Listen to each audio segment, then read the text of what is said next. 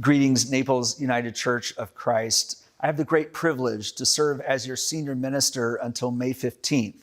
But I'm really excited and come to you today because I want to introduce a friend, a colleague, and someone that I've known longer than probably either of us want to admit, the Reverend Dr. David Greenhaw, who in 2020, do I have that correct, retired? Yes. As president of Eden Theological Seminary in St. Louis, and so a long-regarded leader in our denomination. And as I've shared with our staff and our leadership, I couldn't be more thrilled to have someone of this caliber for you to get to know, and really I want you to get to know his spouse, Lee, because she and I served on a board together, and so actually that's how I met you, was through Lee.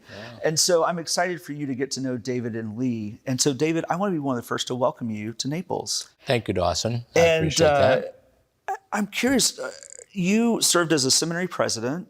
How is that different, perhaps, than leading a large church? Because seminaries, I think, are just as complex and things, but I'm curious, what are your thoughts about that? Yeah, so I was a president for 23 years. It's quite a while, and I managed a staff, and I raised money. Those are things you do. And you preached a lot. But I also am a professor of preaching and worship, and so I love local congregations. I love to preach. I love to... I like committee meetings even, you know. I just love congregations. I know. I'm sorry. But so I'm really excited about being with the congregation. I served as a local church pastor. And then I also have done interim pastors before too. So I'm glad to be back in a congregation. And this is not the first time you've been at Naples United Church of Christ, because I know on at least, if I remember right, I think at least 2 occasions I've had the privilege of welcoming you to worship.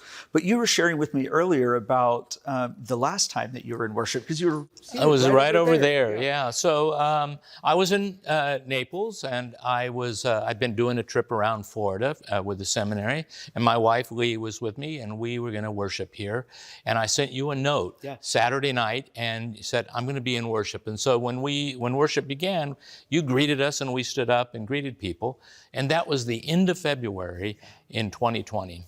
And we went home from that, and churches closed, and that was the last church the last time we worshiped was that year was in mid-March. So so many of us experienced that same type of feeling. So I have a connection to this congregation. It goes even further back, because I used to be the pastor of a church in Long Island, and I was on the South Shore, and Ron Patterson was on the North Shore. I knew when Ron came here and visited when Ron was here as well. So yeah, you really do have a long history, and but you're not coming with just your spouse. Now you got to be careful about long history. That makes me sound. That's my way of saying old, but that's all right. And you're not coming here with just your spouse. You're bringing Maggie, right? Yes. So this is the big story. Is that. Finding a place to live here I can't imagine. is difficult, and it's made more difficult because of our dog. And I thought our dog was small, but you have to have a dog of a certain weight to live in most places here.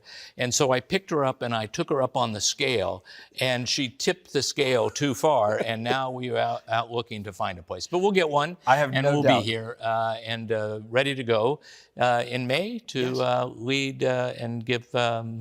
to work with this congregation over the next year. Well, it would be great. And I know the partnership between you and Reverend Angela Wells-Bean is vital and will be wonderful. She's a gifted colleague that we're so grateful to have in our midst. And you have such wonderful and committed lay people in this congregation that I know, as I've said to you, I will look and cheer you on from an appropriate distance.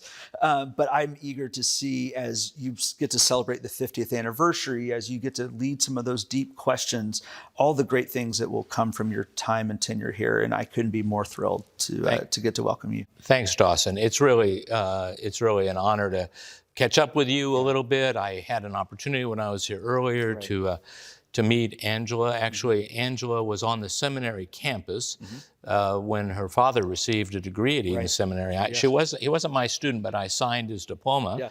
And she was running around the quadrangle as a young person at that time. So it was good to see her again.